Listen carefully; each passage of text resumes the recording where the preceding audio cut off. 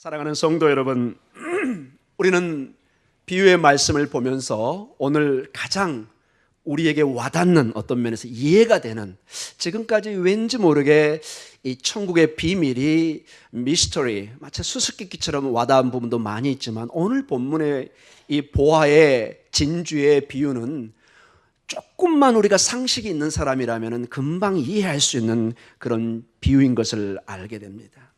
우리는 이미 겨자씨와 누룩의 비유에서 알 수 있는 것처럼 천국은 마치 수수께끼까지 세상에 감추어져 있는, 그러나 그 작은 것이 마치 누룩처럼 퍼져서 거의 100명에서 150명이 먹을 수 있는 큰 빵을 만들어내는 것을 보게 됩니다. 여러분, 오늘 이 본문을 통해서 보면은 우리 44절을 다시 한번 주의 깊게 한번 보도록 하겠습니다. 44절 시작. 천국은 마치 밭에 감춘 보화와 같으니 사람이 이를 발견한 후 숨겨두고 기뻐하며 돌아가서 자기의 소유를 다 팔아 그 밭을 사느니라. 아멘. 자, 비유의 시작이 밭에 감춘 보화입니다. 요즘 가끔 방송에 이상한 그 도박한 사람들이 돈을 막 밭에 숨겨놓고 하는 일이 있겠지만, 거의 대부분 우린 그러지 않습니다.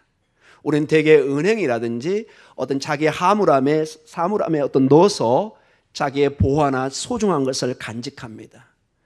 그러나 예수님 당시에는 우리가 생각하는 은행이라든지 어떤 그 열쇠를 가지고 자기의 물건을 개인 사물함이 없었습니다. 그래서 대개는 자기의 밭에, 땅에 보물을 묻었습니다. 그래서 가끔씩 그 고고학자들이 최근에도 어떤 무엇을 발굴하다가 오랫동안 묻혀있던 그 보물을 발견할 때 와 할 때가 있습니다. 물론 지금은 그 고고학자가 그 사람들이 그 보물을 다 가져가지는 못합니다. 이스라엘 같은 경우는 모든 그 이스라엘 땅에서 발굴되는 그러한 유물들은 다 국가 소유입니다. 절대로 가져갈 수가 없습니다. 마치 제가 한번 갔던 그 증도 신안군 그쪽에, 여러분 옛날에는 발견되지 않았지만 여러분 그 신문에 보셨죠? 그 어부들이 그물을 던지고 고기를 잡으려고 하는데 뭔가 끌려와서 보니까 도자기 같은 거, 이게 뭔가 봤는데 나중에 보니까 이게 고려 청작, 조선 백작, 송나라의 그 귀중한 어떤 작인 것을 보고 어떤 가격은 몇 천만 원, 몇 억씩 하는, 그래서 막 사람들이 달려와서 불법으로 어떤 면에서 막 수중 다이버를 들어간다든지 그물을 통해서 그걸 건져갈 때 나라에서 이건 안 되겠다 싶어가지고 모든 그 허락이 없이 그 유물을 발견하는 사람이 그것은 불법으로 취급해서 지금은 차단을 시키고 있는 것을 보게 됩니다. 여하간 오늘 이 본문의 비유를 통해서 보면은 보화와 이 진주의 주인이 그 보화 진주를, 특별히 보화를 땅에 묻어놓고 아마 여행 중에 죽든지 아니면은 다시 돌아올 수 없는 상황인지도 모르겠습니다.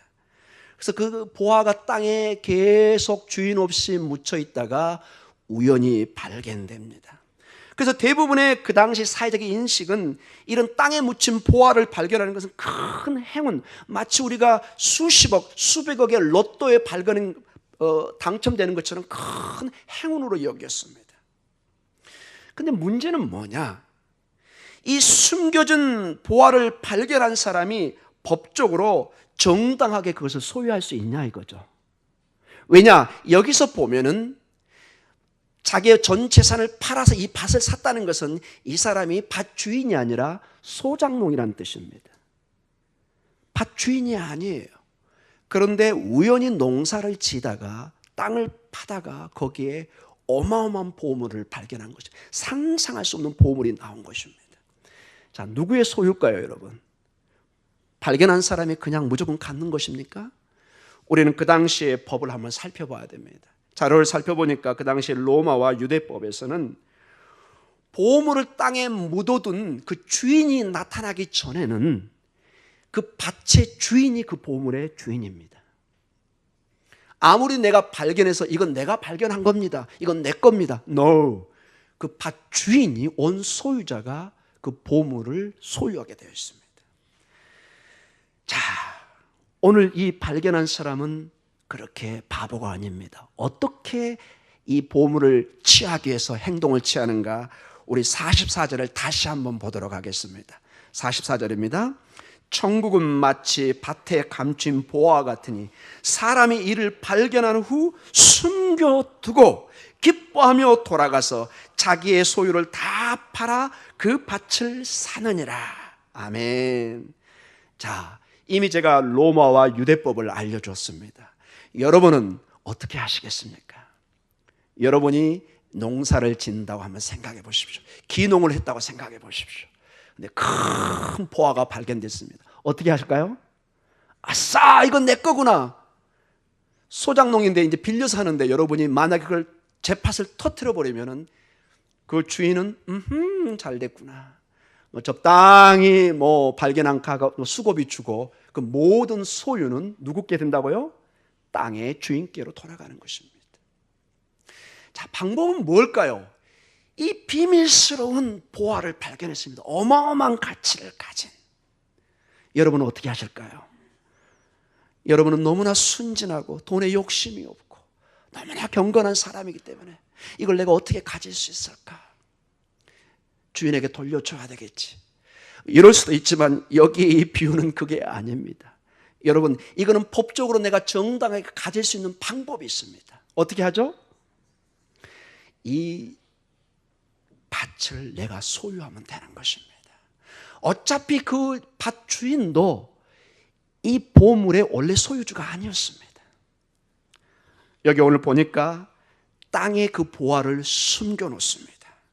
왜냐하면 이 보화가 자기 땅에서 발견된 것을 알게 되면 틀림없이 그 보화가 자기 소유라고 이 밭 주인이 주장할 것이기 때문에 그렇습니다. 그래서 이 농부가 보물을 자기 소유로 할 수 있는 방법은 오직 한 가지 방법밖에 없습니다. 이 밭을 사서 자기 소유로 만드는 것입니다. 굉장히 상식적인 문제고 하나도 어렵지가 않습니다. 그러나 문제는 뭐가 있을까요, 여러분? 문제가 뭘까요, 여기서? 여러분, 이 농부가 지금 어떤 신분이죠? 소작농입니다. 여러분, 대개 소작농은 우리 상식적으로 부자가 아닙니다. 돈이 이만큼 많은데, 제가 거기 주일학교 설교 갔습니다. 이만큼 많은데 남의 빚을 빌려가지고 한 끼 한 끼 먹는 사람은 되게 없습니다. 되게 자기 소유가 없고 가난하기 때문에 남의 밭이나 논을 빌려서 이렇게 먹고 살아야 되는 사람들이 보통 특징입니다. 즉, 이 밭을 살 수 있는 능력이 없는 것입니다. 근데 어마어마한 가치의 보화를 발견했습니다. 자, 44절을 그 관점에 다시 한번 보도록 하겠습니다. 어떻게 했는지 다시 보겠습니다. 시작. 천국은 마치 밭에 감춘 보화와 같으니 사람이 이를 발견한 후 숨겨두고 기뻐하며 돌아가서 자기의 소유를 다 팔아 그 밭을 사느니라. 아멘.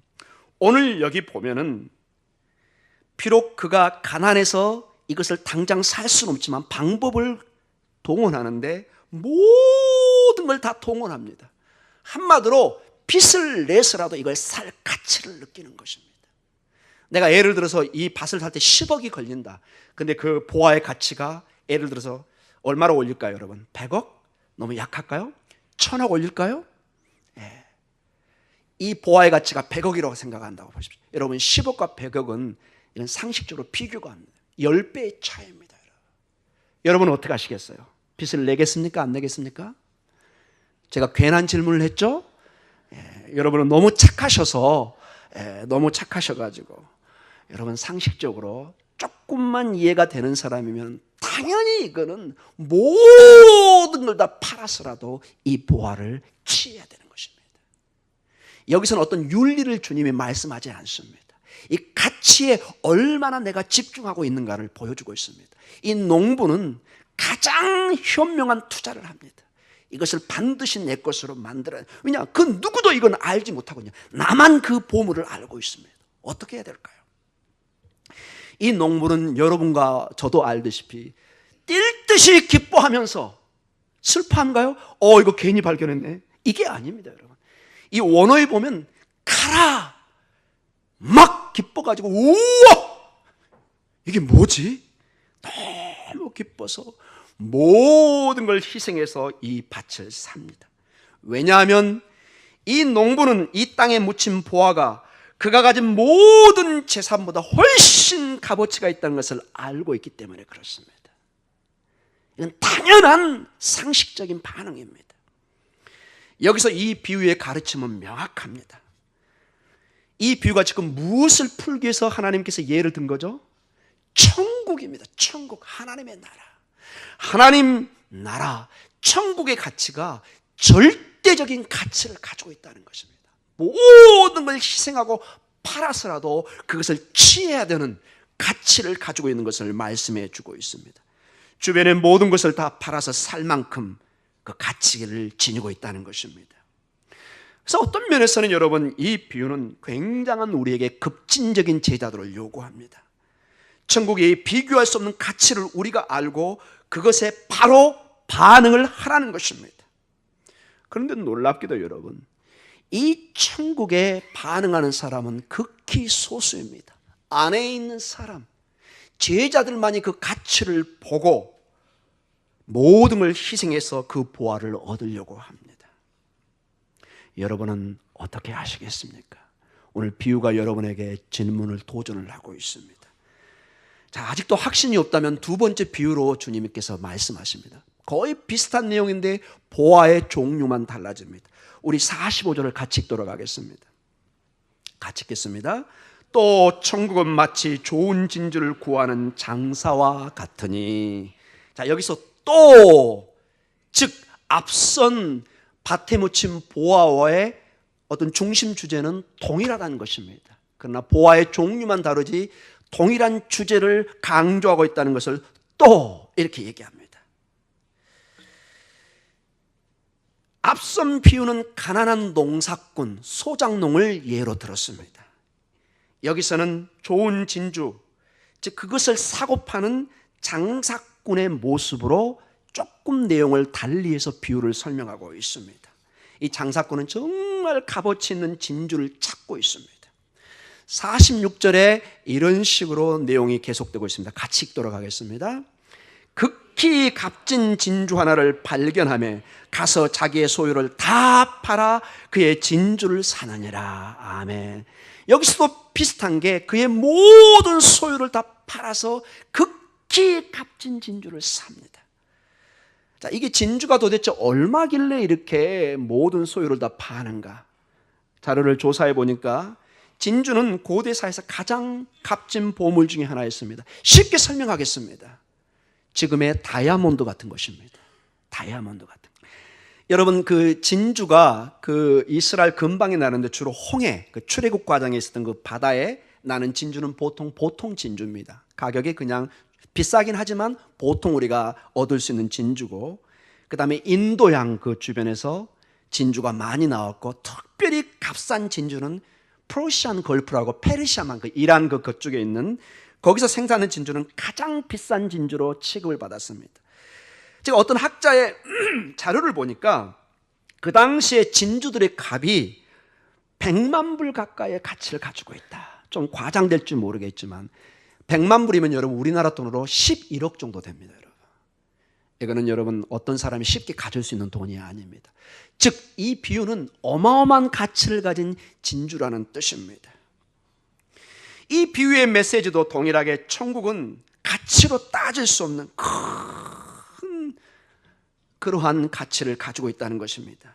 즉 어떤 희생을 치르더라도 반드시 얻어야 되는 그런 값어치를 가지고 있다는 것을 다시 한번 강조하고 있습니다.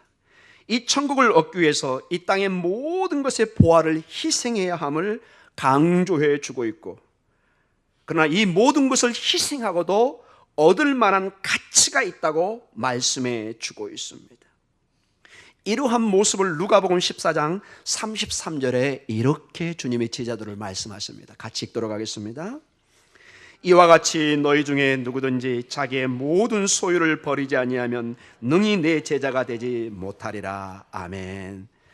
여러분, 그러나 이 말씀을 여러분 혹시 오해해가지고 어떤 이단처럼 갑자기 모든 살림을 다 정리해가지고 산으로 들어가고 어디 막 단체로 들어가고, no, 그런 뜻이 아닙니다. 최선의 인생에 주어진 삶을 살아가는데 모든 마음과 중심이 천국 중심, 하나님 나라 중심, 그 나라와 그 의를 쫓아가는 삶을 말하는 것입니다. 이걸 극단적으로 해석을 해가지고 갑자기 직장도 그만두고 학교도 그만두고, 이거는 전부 다 이단들의 특징입니다. 우리 교회는 그런 것을 강조하지 않습니다. 우리는 내일 종말이 와도 오늘 한 구리의 사과나무로 심겠다, 최선을 다해서 열심히 살아가는 정상적인 것을 강조합니다. 그러나 우리의 모든 피땀의 삶이 이 땅에 목표가 있는 것이 아니라 영원한 천국에, 보이진 않지만 그 천국의 가치를 알고 모든 걸 투자하며 우리의 에너지와 피와 땀과 눈물을 거기에 중심을 두고 살아가는 것을 말씀하고 있습니다. 이제 결론적으로 말씀을 마치겠습니다. 하나님 나라는 이 땅에 숨겨져 있습니다. 그래서 사람들이 그 가치를 쉽게 발견할 수가 없습니다. 오직 그 나라에 속한 사람만이 그 가치를 압니다. 여러분, 이 가치를, 예를 들어서 다이아몬드나 진주의 가치를 모르는 사람은 전혀 이것을 가치를 모릅니다. 여러분, 한 예화를 제가 드리겠습니다. 오늘 시간이 좀 가지만 이건 제가 예화를 드리겠습니다. 제가 남아공에서 마지막 공부를 했잖아요. 거기에 세계적인 다이아몬드 생산지가 있습니다. 그 한 예화가 캠벌리라는 곳에, 여러분 그 영국 선교사님이 어느 날 거기 마을에 이제 전도하러 가는데 그 흑인 아이들이 하얀 돌을 가지고 이렇게, 뭐죠? 돌놀이? 그 뭐죠? 공기놀이, 죄송합니다. 여학생들이 확실히 잘하네요. 공기놀이를 하고 있는 거예요.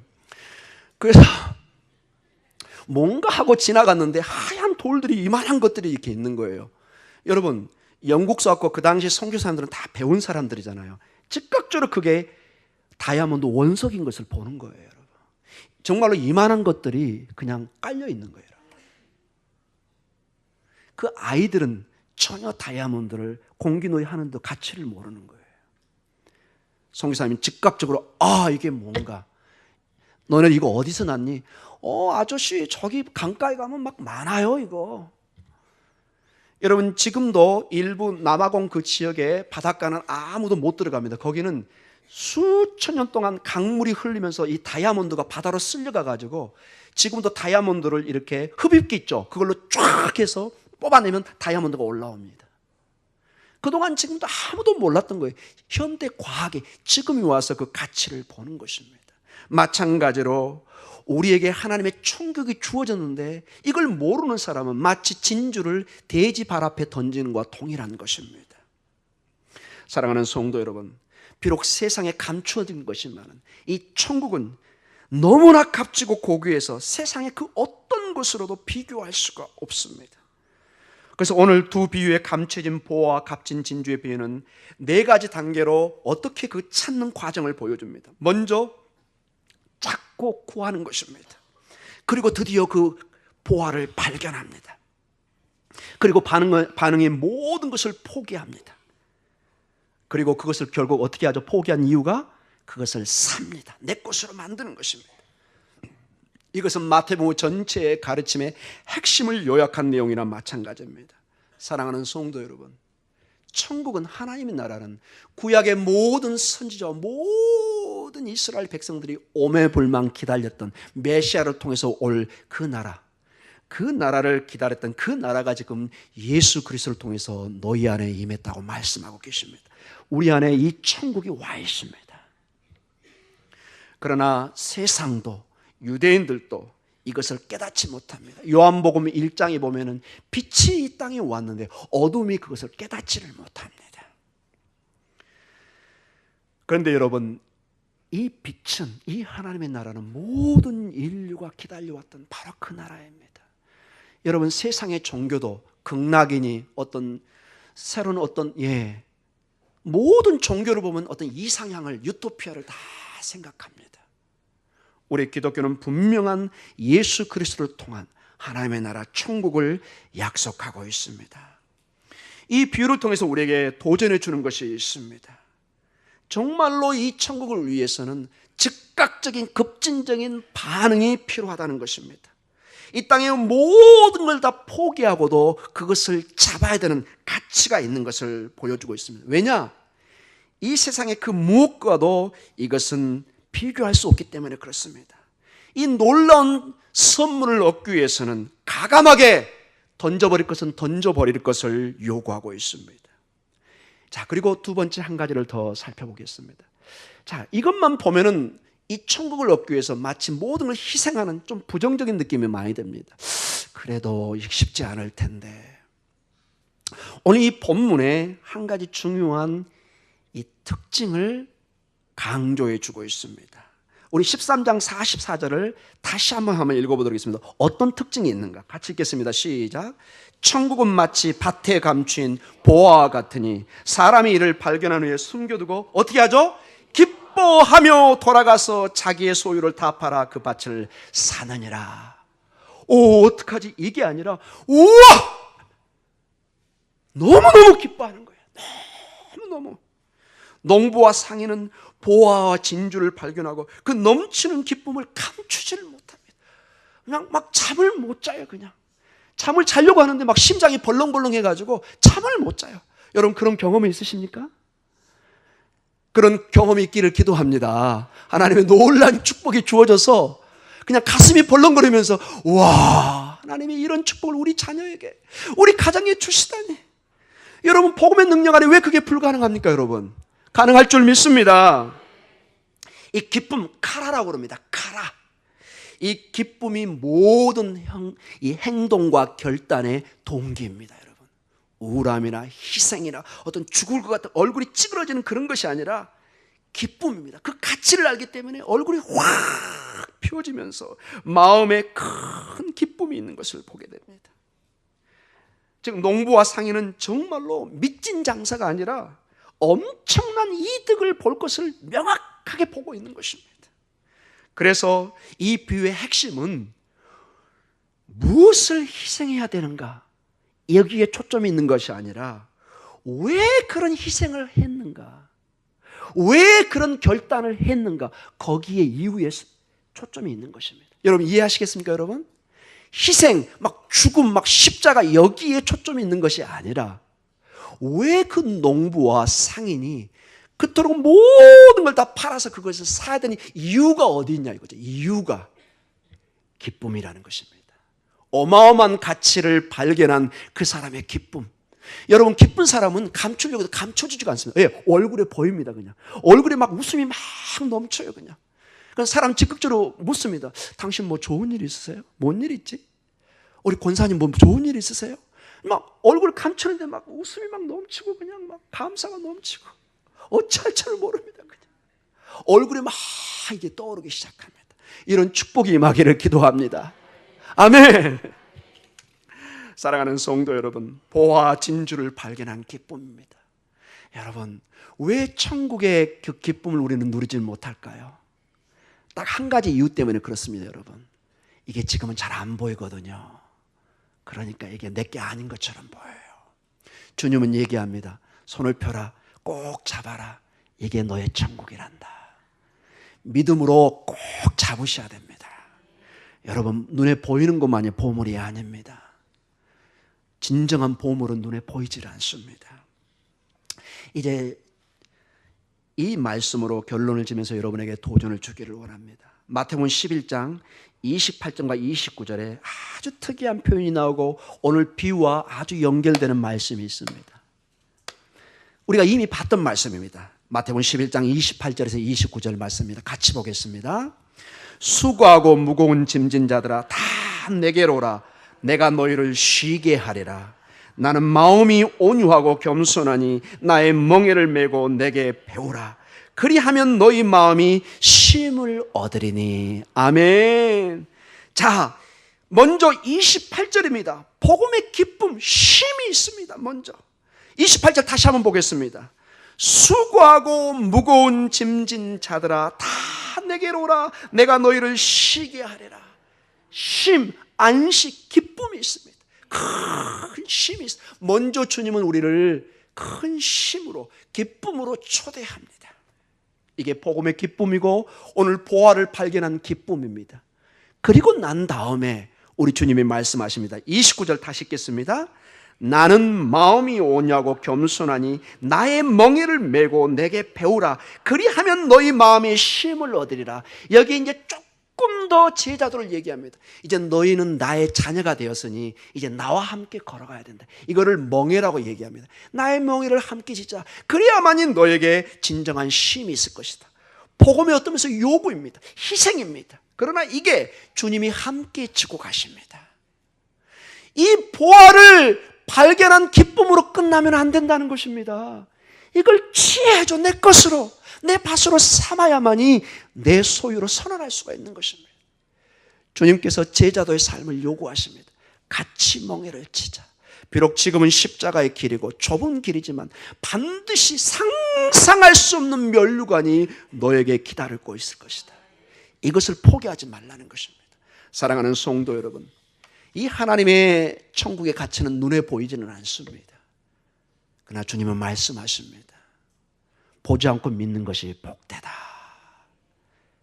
오늘 주님의 말씀을 통해서 여러분의 심장에 속삭이고 있습니다. 이 영원한 가치를 가진 천국 안에서 기쁨을, 쉼을, 하나님의 소망을, 하나님의 비전을 갖기를 여러분에 도전하고 계십니다. 여러분 힘을 내십시오. 나라에 여러 가지 어려운 문제가 있지만은 우리는 나라와 민족을 위해서 기도할 것입니다. 그러나 여전히 우리의 인생은 걸어가야 됩니다. 우리는 영원한 천국을 향해서 오늘도 믿음으로 승리하는 삶을 걸어가야 될 줄 믿습니다. 주님의 기쁨이, 성령의 바람이, 성령의 임재가 있을 줄 믿습니다. 기도하겠습니다.